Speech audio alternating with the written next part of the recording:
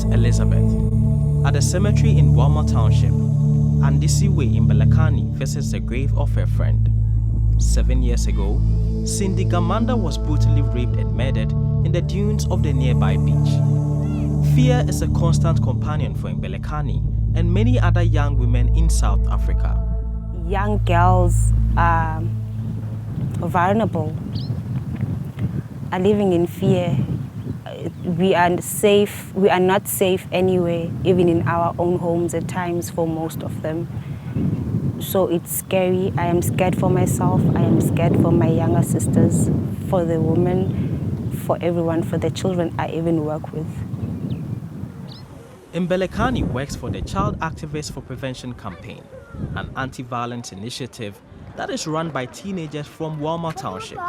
The campaign is supported by the NGO Masifundi.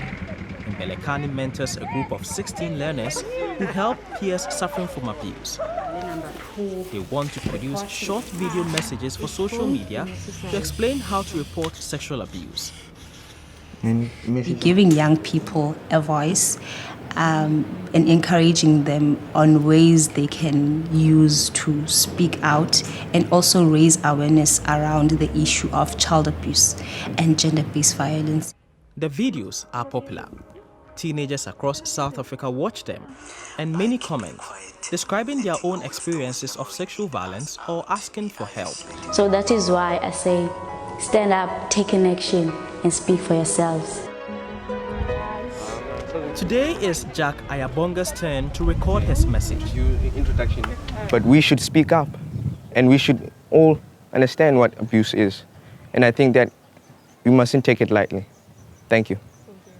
Jack hopes that he can mobilize men and boys around the issue of sexual violence, because it matters not only to women, but to all.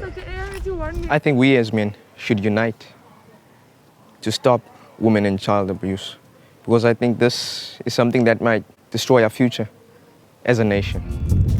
Too often, sexual abuse stays hidden because victims are too terrified to name their tormentors. The group's message is clear: we have the right to be heard.